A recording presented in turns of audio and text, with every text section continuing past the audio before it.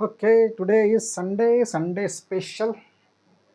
आप सब जानते हो कि नेक्स्ट वीक इंडिपेंडेंट डे आने वाला है। इंडिपेंडेंट डे आएगा तो सब दूर राष्ट्रगीत बजेंगे, सभी लोग पैजामा कुर्ता तैयार होके जाएंगे, फ्लैग लगाएंगे, गाड़ियों पे फ्लैग लगाएंगे, बहुत साउंड बजेंगे, राष्ट्रगान बजेगा, स्कूल में मिठाई बांटी जाएगी, परेड होगी, सब कुछ होगा। कब तक? सुबह 7:30 बजे से लेके 9 साढ़े 9 बजे तक ये सारे कार्यक्रम ख़त्म हो जाएंगे। उसके बाद सारी चीज़ें ख़त्म। और जो प्राइवेट नौकरी वाले हैं, जो अदर नौकरी वाले हैं, वो आराम से उठेंगे, छुट्टी एंजॉय करेंगे। किसी को कोई मतलब नहीं कि क्या था, इंडिपेंडेंट है कि नहीं है। सारी फॉर्मेलिटी, सब फ़ोटो खींचेंगे, सेल्फी खींचेंगे और उसको अपलोड करेंगे। सब तैयार व्यार होके सब जितना चाहें दिखाने की कोशिश करेंगे कि वो कितने इंडियन हैं, कितने आप कितने महान हैं, अपने देश के लिए कितना सोचते हैं। ये सारी चीज़ें अगले हफ्ते होने वाली है 15 अगस्त के दिन।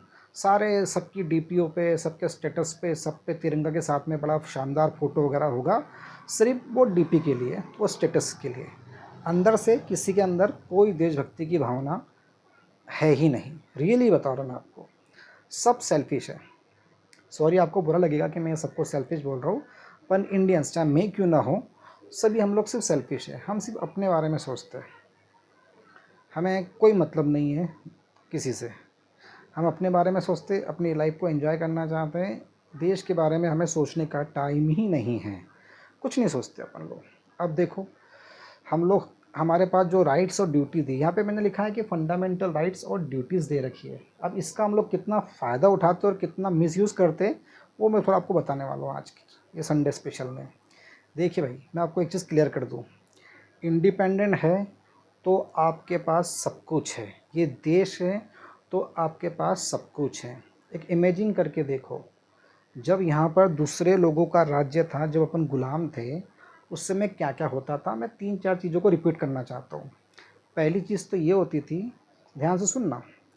पहली चीज़ ये होती थी कि किसान की फसल पूरी खड़ी है, बेचारे किसान ने बहुत मेहनत की, एक गाड़ी आती है, कुछ लोग आते हैं, पूरी फसल काट के लेके चले जाते हैं। हाँ, आपने कुछ बोला, आपको गोली मार दी जाती है। सामने वाले की गाड़ी आ रही है, जो राजा महाराजा है, जो भी होता था, उनके सामने आप गलती से आ गए, उनका मन मूड हो गया, उनने आपको मार दिया। चलते फिरते उनकी नज़र किसी लड़की पे, किसी महिला पे पड़ी, वो उनको पसंद आ गई, उसको उठा के अपने साथ ले गए। इस तरह की ज़िंदगी होती है गुलामों की।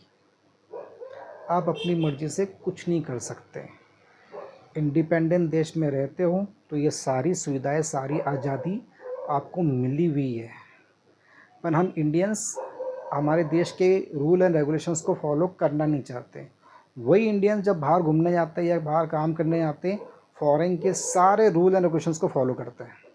एक एक नियम को मानूंगे और बहुत तारीफ़ भी करते कि वहाँ ऐसा रूल है, वहाँ पे ऐसा सिस्टम है या ऐसा सिस्टम है, बहुत तारीफ़ करेंगे। बट वही जब इंडिया में आते हैं, उन्हें कोई रूल एंड रेगुलेशंस फॉलो नहीं करना। उन्हें वो बंदिश लगती है, उन्हें लगता है कि यार हम मैं क्यों फॉलो करूँ, मैं कौन होता हूँ। मैं, उनको एक अलग ही अहम होता है कि हम, और वही जब फॉरेन जाएंगे सब कुछ फॉलो करेंगे और इंडिया में आके उनको सारी चीज़ें नहीं करनी। हम चाहते हैं कि गवर्नमेंट हमारे लिए सब कुछ करे, पर हम अपनी जिम्मेदारी कुछ भी नहीं निभाते। रोड बनते हैं, रोड ख़राब हो जाते हैं, कुछ ही दिनों के अंदर हम परेशान होते हैं। पर जब रोड बन रहा है तो उस समय खड़े होकर क्या मोहल्ले के लोग देखते हैं कि वाकई में रोड की क्वालिटी अच्छी बन रही कि नहीं बन रही है? कोई नहीं देखता, सिर्फ बातें करते हैं। ठीक है, अपन करना ही चाहते हैं, उलझना नहीं चाहते। मैं भी हूँ, चाहे आप हो, कोई नहीं, क्या करना है, कोसना है, कोसना है, कोसना है, चला आ रहा है, चला आ रहा है, चला आ रहा है। सबको अपने अपने फ़ायदे से मतलब, जहाँ मुझे फ़ायदा मिले वहाँ। हम रिश्वत देने में भी डरते नहीं, रिश्वत लेने में भी डरते नहीं, सब कुछ करते हैं। किसी तरह से बस निकालना है, समय निकाल रहे हैं, एंजॉय कर रहे हैं, लाइफ को जी रहे हैं। सही बात है कि नहीं? ये रियलिटी है इंडियंस की। अब जैसे यहाँ पे कुछ दिया है, फंडामेंटल राइट्स क्या है इंडियन कॉन्स्टिट्यूशन में, हमारे कॉन्स्टिट्यूशन ने हमको कुछ राइट्स दिए। राइट टू इक्वलिटी, सबको समानता का अधिकार, सभी जाति पाति धर्म वगैरह सबको एक अधिकार। क्या हम वाकई में दे रहे हैं सब अधिकार सबको? अभी भी हमारे मन में वो सब चीज़ें आती है ना, आती है कि कौन छोटा कौन बड़ा, आती है। हम ऐसे, हमारा धर्म ये है, वो धर्म वाले ऐसे हैं, उनके साथ ऐसा कर लो, उनके साथ ये कर लो, वो कर लो। ये सब चीज़ें आज भी हमारे मन में है, नहीं सुधरेंगे। राइट टू फ्रीडम, फ्रीडम की आज़ादी दी है, हम फ्रीडम की आज़ादी का फ़ायदा कैसे उठाते हैं?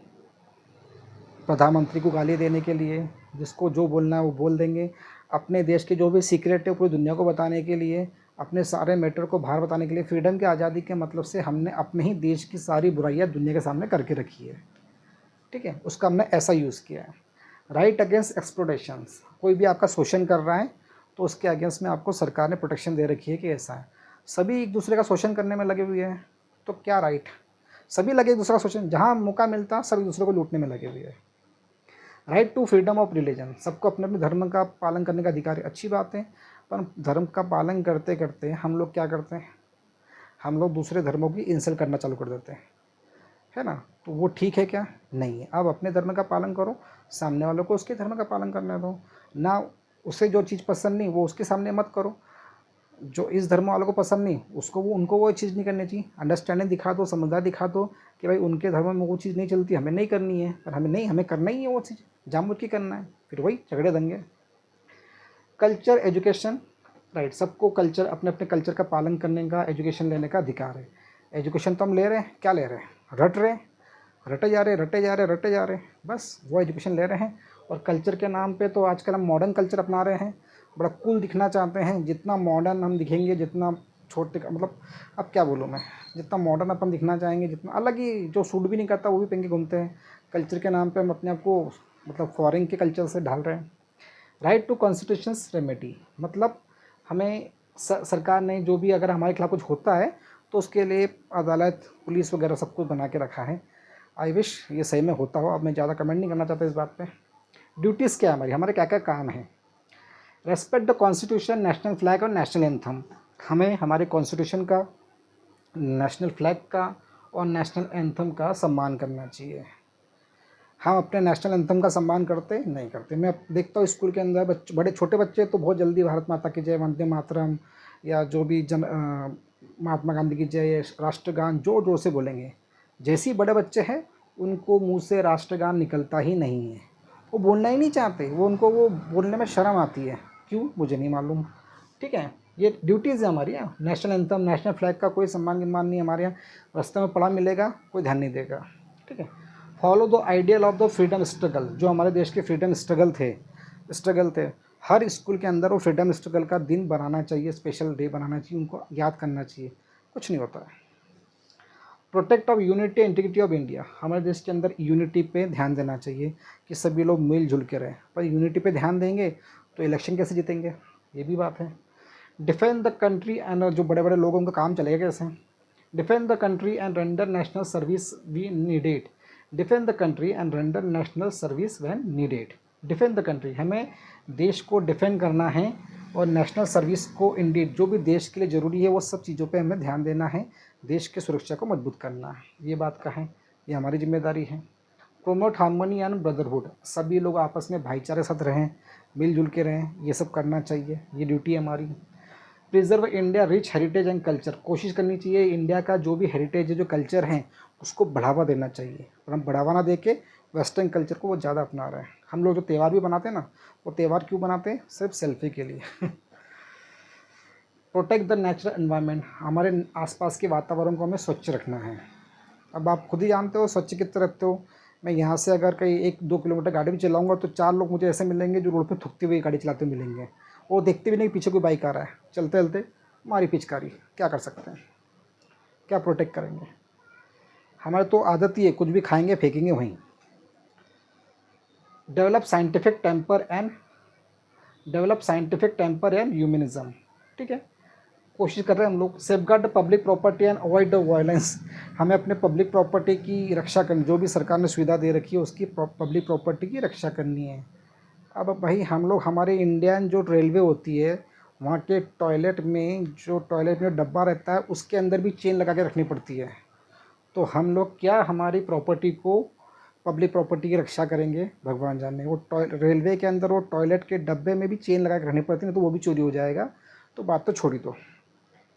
स्ट्रिव the excellent and all field, हर फील्ड के अंदर एक्सेलेंट लोगों को अपॉइंट करना है, भगवान जाने कब होगा ये।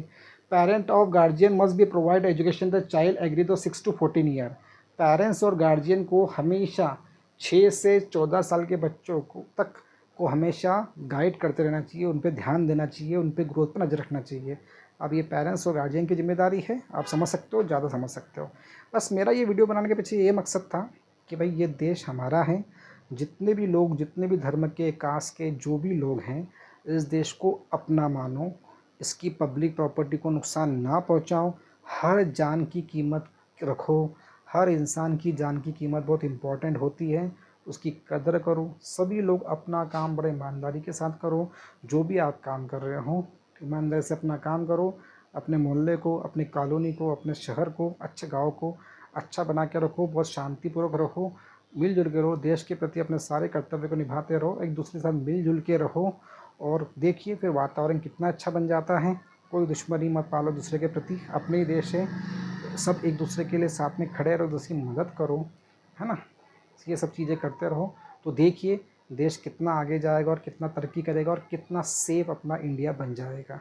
सबसे पहले इस देश को अपना मानना सीखो, इसकी पब्लिक प्रॉपर्टी की सेफ्टी करो, इस देश की सुरक्षा करो, सब जान को अपनी जान समझो, सभी व्यक्ति की जो जान होती है उसकी वैल्यू करो कि यार नहीं, उसको भी चोट नहीं पहुंचनी चाहिए, जैसे मैं चाहता हूँ कि मुझे चोट ना पहुंचे तो उसको भी चोट ना पहुंचे। एक दूसरे की भावनाओं की कदर करो, उनकी रिलीजन की, उसके कास्ट की, उनकी रेस्पेक्ट करें, सबसे ज़्यादा ह्यूमैनिटी को ध्यान दो, सभी लोग इक्वल हैं, मिलजुल के साथ में रहो, यही मेरी इच्छा है। ये वीडियो बनाने के पीछे यही है कि 15 अगस्त जो आ रहा है वो सिर्फ एक दिन का सेलिब्रेट या छुट्टी नहीं है, उसके पीछे ये सारी भावनाएं हैं। काफ़ी लोगों ने स्ट्रगल किया है, बहुत कुछ सहा है उन फ्रीडम फाइटर्स ने, जिनकी वजह से आज हम लोग फ्री से यहाँ रह रहे हैं। उनकी रेस्पेक्ट करो, उनका मान सम्मान करो, please respect our country, please please please.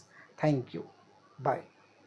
और मेरी किसी बात से आपको हर्ट हुआ हो तो सॉरी फॉर दैट, और मेरे वीडियो को सब्सक्राइब, लाइक और शेयर ज़रूर कीजिए।